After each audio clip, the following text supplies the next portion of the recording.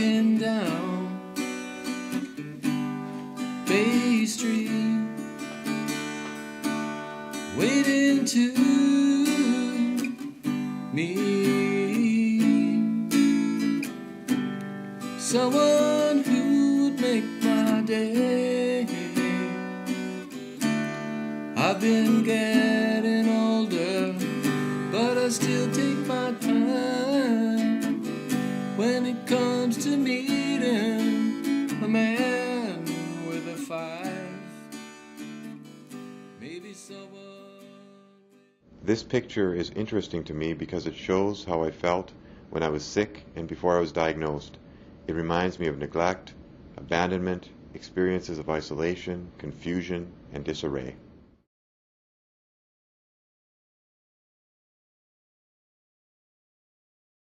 This picture was taken from the back of a bus.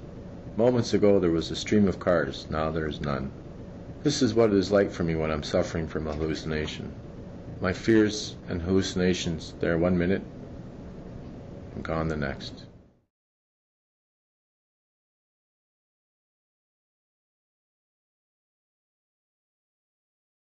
After being diagnosed with a mental illness, people have treated me differently. Sometimes people only see my illness and treat me like a small child. I'm made to feel so small that I lose confidence in myself. I feel as if I'm on the ground floor of this building, and it is impossible for my voice to be heard by people on the top floor. I wish that there was more training for people who are in jobs where they will be dealing with people who have a mental illness.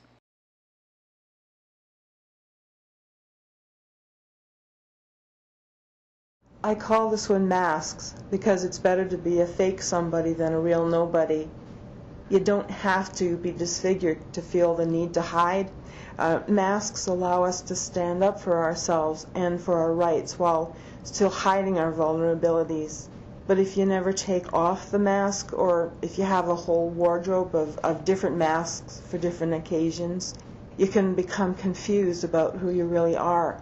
It can be hard to take off the mask, but that's vital to breaking down the myths and misconceptions that surround personality and identity disorders.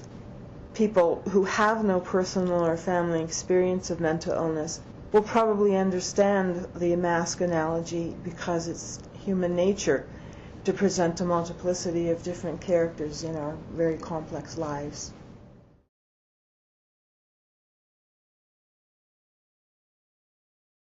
The day I took this picture, I felt that it represented me. I felt broken and bent all in different directions. I had a use at one time, and now I'm broken. Living with a mental illness is difficult at times. I tire easy, and sometimes I'm hypersensitive to the world around me. I need silence, both inside and out. I feel I'm being judged, and I feel that some see me as weak, useless, and vulnerable at times of high stress. Some days I feel old, used, and thrown away.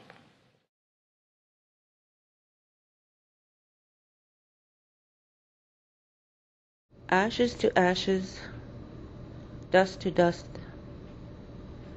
My shadow is dark, it does not live, and it is like my depression, empty, barren of spirit, barren of hope. I am empty. Nothing matters. I wish only to go back into her, to be part of her living body, to be part of something that doesn't hurt so much, to be cradled in her loving arms, to be loved and accepted by her wholly, to have no sordid past. She does not judge. She takes us all back eventually. Mother Earth.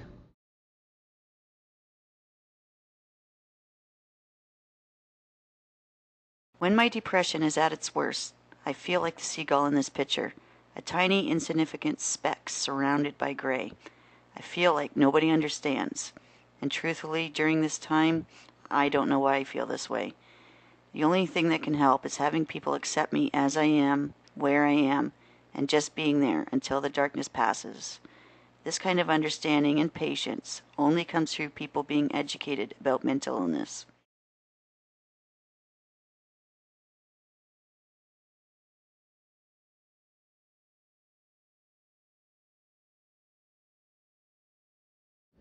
Yet another picture promoting the use of drugs as a way to gain happiness.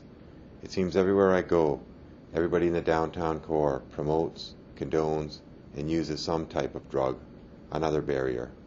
It reminds me of when I started using drugs and alcohol. I was a kid when I started. When I was depressed, I often reached for a bottle to escape my problems. But now, I can learn to cope with my support network in place, and thanks to self-education.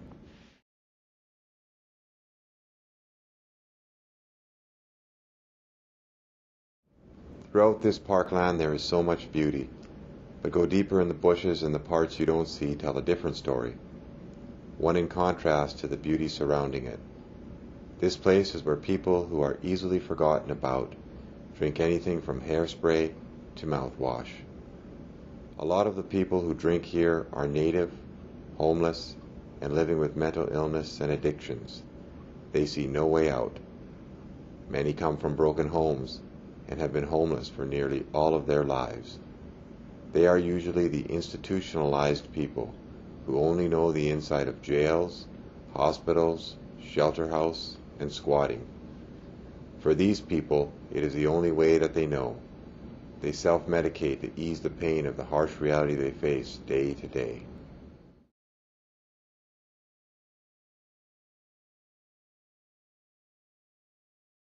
In this picture, you can enjoy the beauty, but only from afar. The gates are closed and locked. It reminds me of the dreams I used to have before being diagnosed. After living with depression for 16 years, I realize I can still dream, but may have to go about making some of those dreams come true in a different way. For some, their dreams are lost, turned into resentments or anger. Barriers that people living with mental illness face daily are poverty, inadequate housing, injustice, stigma, and discrimination. This often keeps those with mental health issues locked out. Offering hope is the key.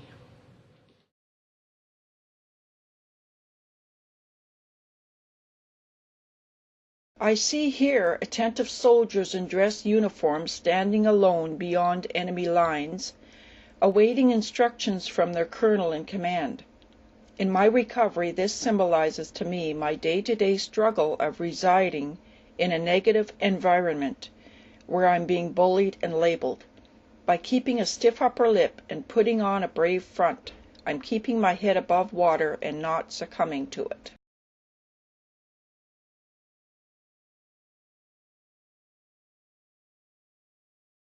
People often judge me as being a negative person, only seeing the cup as half empty. I am told that I should just tighten my bootstraps and snap out of it. What they don't realize is that my cup is filled with dirt and debris, not clear water like theirs.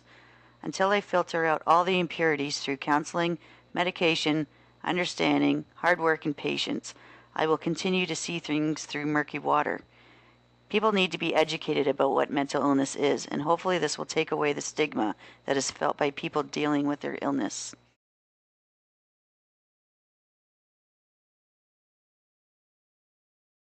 This is a picture of an old building. It looks like a rough place. There's a sign "Stop" on the door. I've been on the street in dangerous situations, and I'm lucky not to have been hurt. I think if anybody stops and makes changes in their life, they'll do all right.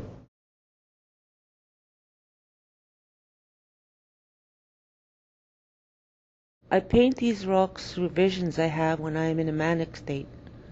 This picture is mystical, and so am I. I live in two worlds, and maybe that's why I get so confused and sick. I can't truly be myself. If I spoke my truth, I would offend people. I always have to act like I don't get hurt, and that I don't know that I'm being used. I have to live with so many lies, and then comes the overwhelming rage. I start to assert myself, and I am caged like an animal. They call it grandiose behavior. I sit in the hospital until the anger passes, and they feel safe.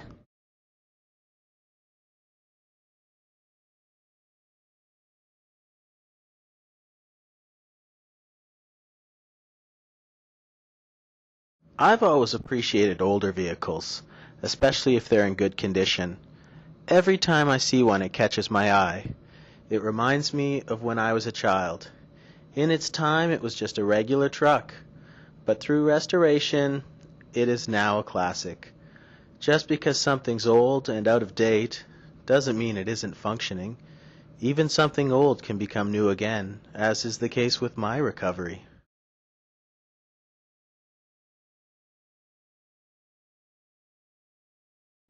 This picture symbolizes life to me, constantly changing and morphing, being part of a continuing cycle. The river moves free, as do I in my recovery. It is peaceful, strong, and soothing, comforting and tranquil.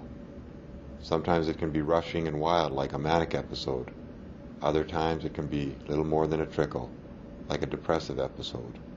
But when I'm stable, I'm like this beautiful, bubbling brook.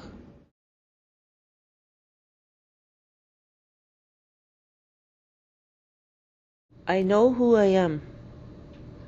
I know when I am tired. I need to stop and listen to my inner voice. I know I can use my sage to cleanse my body and purify my thoughts. I'm a person who believes people are people. Like the blanket my friends are, all different colors. I respect them and they respect me. Sometimes I get the impression others don't approve.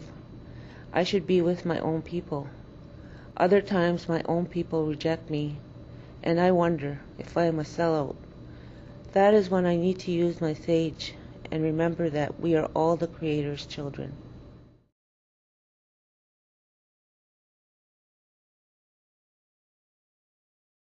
When I was first diagnosed, I felt exposed to the world. I lost my self-esteem, all my energy, my job, my house. But yet deep down I felt hope that things would improve. Even though I stood tall like this tree, I was feeling small, exposed, and surrounded by garbage that I needed to let go. I had the consistent fear that at any time someone or something would cut my roots and I would fall. Now, this tree symbolizes my recovery. Even though my roots have been exposed, I am still going strong. Having supportive friends and family, a supportive doctor who respects that I want to take control of my life, gives me the determination that keeps me going.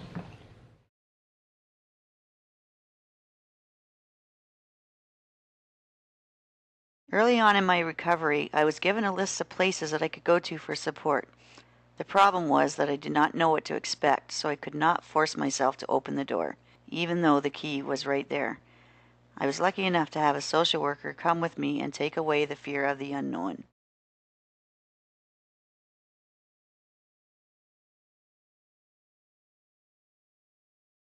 It seems to me that sometimes people feel that we are limited. It is one thing to limit yourself, it's quite another to be limited by others. I started telling people I was thinking of working again 3 years before actually starting to work. I made up my mind on my birthday in 2005 to phone agencies about working. You know what? I started work in October 2005. To me, that is an important bridge to my recovery. Recovery is different for every individual. I can relate to this because of having felt depressed about not working. I'd like to live the full life I'm entitled to.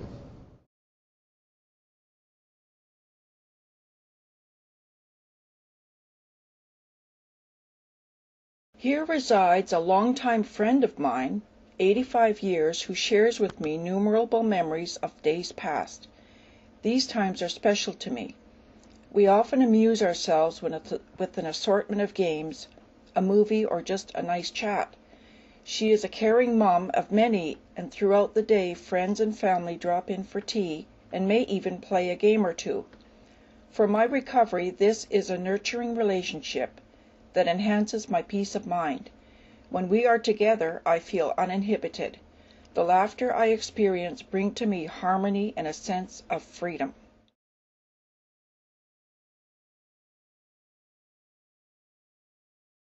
This is the Brodie Street Library where I work. The picture was taken on a summer evening after everyone had left. To me, this is a very peaceful place. The chair before the window is very inviting, and it gives me a good feeling. It is simple and orderly. It is a perfect moment of stillness and peacefulness.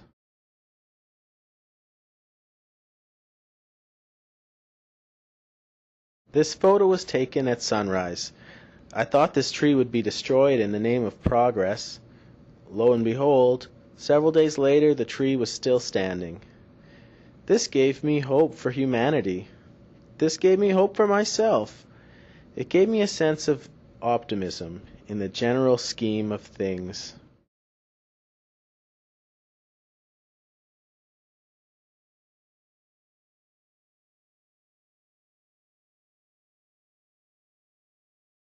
These roots are like human lives that have been uprooted by mental illness and tossed away by a society that views people with mental disorders as undesirable and useless. In the face of continuing superstition and fear, people with mental health issues are still being dug up and sent off to be somebody else's problem.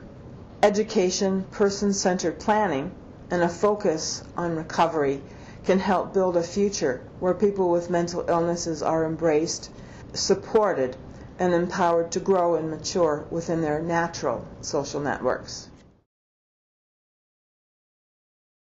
I see here a pillar of strength, standing tall with the utmost confidence, showing no intimidation whatsoever.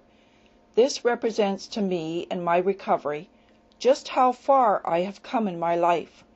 As it is now, I don't feel isolated anymore or insignificant. I too have strength of character, as does this pillar.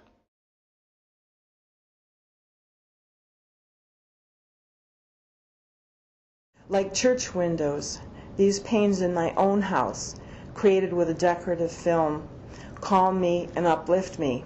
When I look out through my windows at the colors that seem to dance around borders of darkness, it's like looking at hope from the depths of gloom.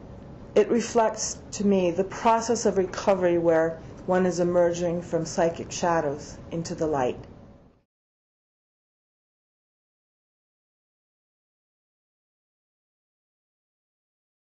I spent many hours at this spot throughout the years meditating, trying to figure out how this illness was affecting me.